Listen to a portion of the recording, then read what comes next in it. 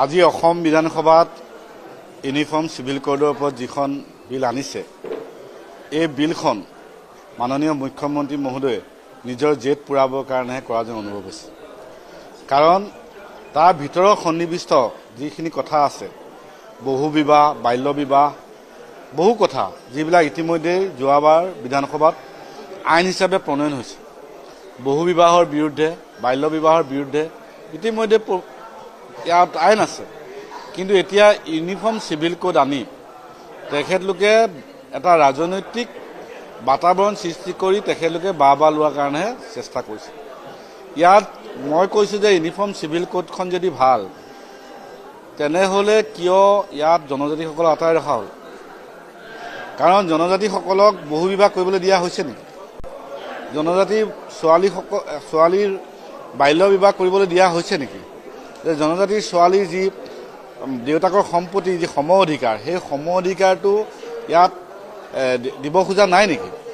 সেইকাৰণে আমি কৈছোঁ যে এইখন ইউনিফৰ্ম নহয়, এইখনে ভাৰতীয় সংবিধানৰ আৰ্টিকল 14, আৰ্টিকল 25 আৰু আৰ্টিকল 26ক তেখেতলোকে ডিনাই কৰিছে।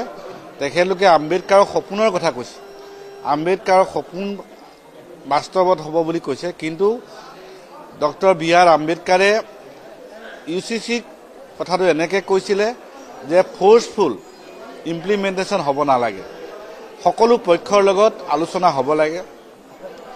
আইনবিদ, ছাত্ৰ সংগঠন, মেডিয়া ৰিপ্ৰেজেণ্টেটিভ, ষ্টুডেণ্ট লিডাৰ্ছ, সকলো জাতি ধৰ্মৰ ষ্টুডেণ্ট কমিউনিটিৰ সৈতে, ধৰ্মীয় অনুষ্ঠানসকলৰ মুৰব্বীসকলৰ সৈতে আলোচনা কৰি UCCৰ কথা কৈছিল।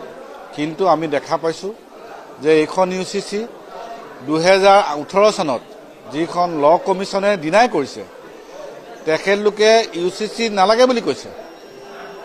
ইণ্ডিয়ান ল কমিশ্যনে 21তম যিখন ল কমিশ্যন, তেখেতলোকে ডিনাই কৰিছে 2018 চনত।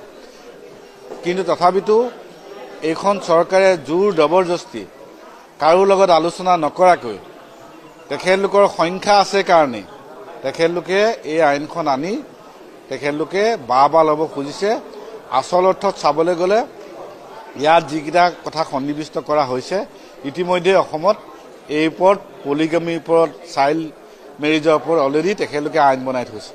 নহয়, আমি কৈছোঁ যে সকলো জাতি জনগোষ্ঠীৰ লগত আলোচনা কৰক, আৰু থকা বস্তুটোকে আকৌ কিয় UCCৰ লগত লগা হৈছে? আৰু ইয়াত যদি UCCখন যদি ভালেই হয়, তেনেহ'লে কিয় এই ভালটোৰ লগত ট্ৰাইবেলসকলক সংযোগ কৰা হোৱা নাই? আমাৰ প্ৰশ্ন সেইটোৱে। ভাল বস্তুৰ অধিকাৰ ট্ৰাইবেলসকলেও পাওক, বেয়া বস্তুখিনি নালাগে, সেইটোৱে আমাৰ প্ৰশ্ন।